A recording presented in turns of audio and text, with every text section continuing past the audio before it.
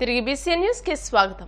కూటమి గెలుపును కాంక్షించి పార్టీలో చేరేందుకు తరలివస్తున్న నాయకులు కూటమి అభ్యర్థుల గెలుపునకు కష్టపడి పనిచేయాలని కాకినాడ రూరల్ ఉమ్మడి అభ్యర్థి పంతం వెంకటేశ్వరరావు నానాజీ పేర్కొన్నారు. కాకినాడ రూరల్ మండలం వలసపాకల గ్రామం గంగరాజనగర్లోని జనసేన పార్టీ కాకినాడ రూరల్ కార్యాలయంలో సర్పవరం గ్రామ నాయకులు పుల్లా శ్రీరాములు ఆధ్వర్యంలో ఆటో యూనియన్ సభ్యులు కండేపల్లి కుమార్ ఆధ్వర్యంలో సుమారు 50 మంది సభ్యులు జనసేన, టీడీపీ, బీజేపీ ఉమ్మడి రూరల్ అభ్యర్థి పంతం వెంకటేశ్వరరావు సమక్షంలో పార్టీలో చేరారు. పార్టీలో చేరేందుకు వచ్చిన నాయకులకు పంతం నానాజీ కండువాలు వేసి పార్టీలోకి స్వాగతం పలికారు. ఈ కార్యక్రమంలో పార్టీ నాయకులు, కార్యకర్తలు, మహిళలు పెద్ద సంఖ్యలో పాల్గొన్నారు. టీడీపీకి ఓటమి భయం పట్టుకుందని, అందుకే హత్య రాజకీయాలకు పాల్పడుతోందంటూ వైసీపీ మహిళా నాయకురాలు వాసిరెడ్డి పద్మ మండిపడ్డారు. ఈ మేరకు ఆమె మీడియాతో మాట్లాడుతూ సాక్షాత్తు సీఎంపై దాడి చేయించారని ధ్వజమెత్తారు. మంగళగిరి వైసీపీ నేత వెంకటరెడ్డిని ఢీకొట్టి చంపేశారని, వైసీపీ నాయకులు సానుభూతి పరులపై దాడులు చేస్తున్నారని ఆగ్రహం వ్యక్తం చేశారు.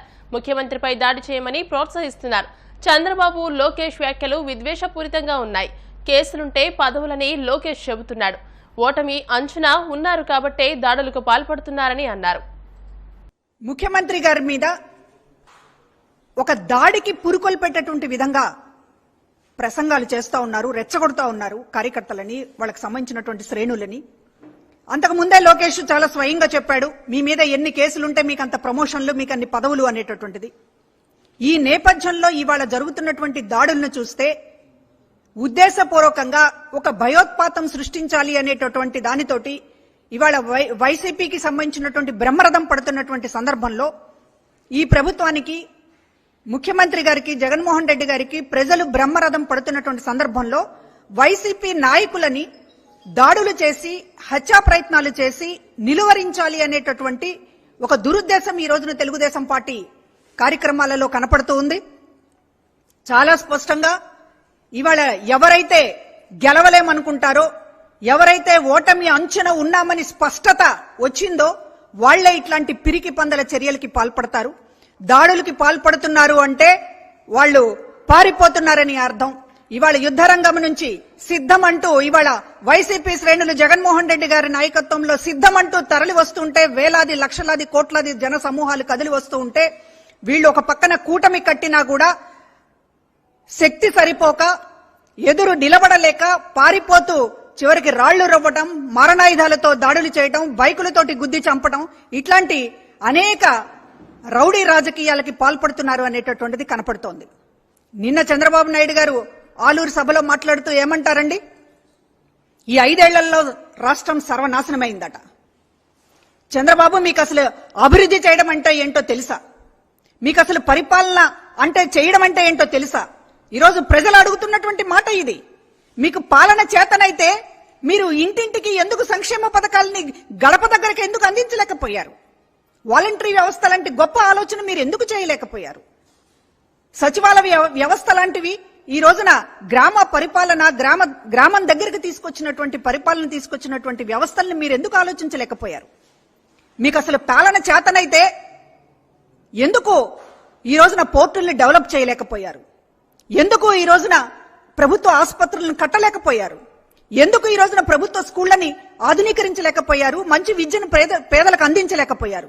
ఏ రకంగా చూసుకున్నా మీరు నిండు సున్నా.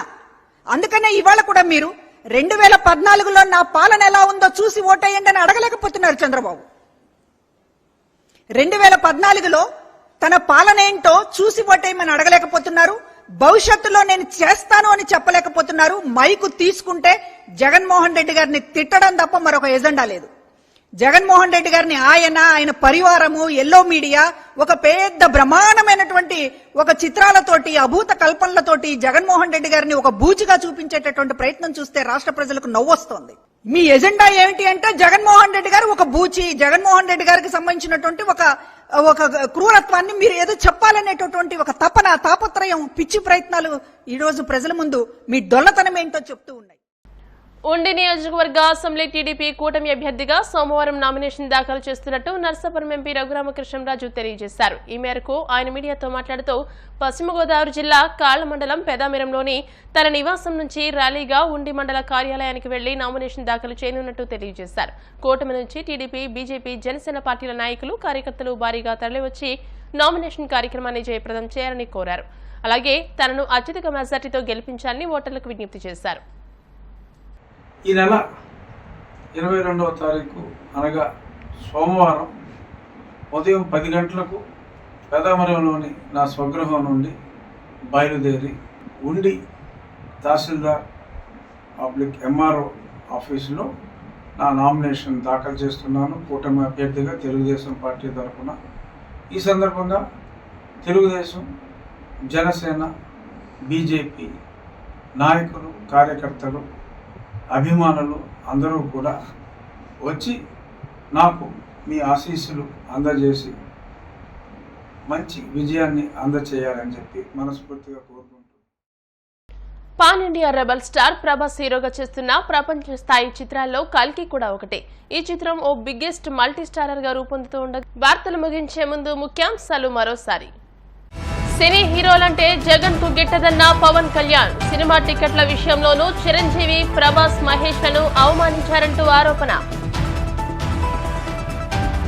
నర్సాపురం, భీమవరంలో ఈరోజు పవన్ కళ్యాణ్ బహిరంగ సభలు జయప్రదం చేయాలంటూ కార్యకర్తలకు నాయకుల పిలుపు. తిరుమల శ్రీవారి సన్నిధిలో చంద్రబాబు పుట్టినరోజు వేడుకలు. 7 కిలోల కర్పూరం వెలిగించి స్వామికి హారతి. ఉండిలో రేపు ఎంపీ రఘురామకృష్ణరాజు నామినేషన్. భారీగా తరలి రావాలంటూ పార్టీ నాయకులు, కార్యకర్తలకు పిలుపు. ఈ వార్తలు ఇంతటితో సమాప్తం. మరిన్ని వార్తా విశేషాలతో నెక్స్ట్ బులెటిన్ లో మళ్ళీ కలుసుకుందాం. అంతవరకు సెలవు, నమస్కారం. చూస్తూనే ఉండండి BCN న్యూస్.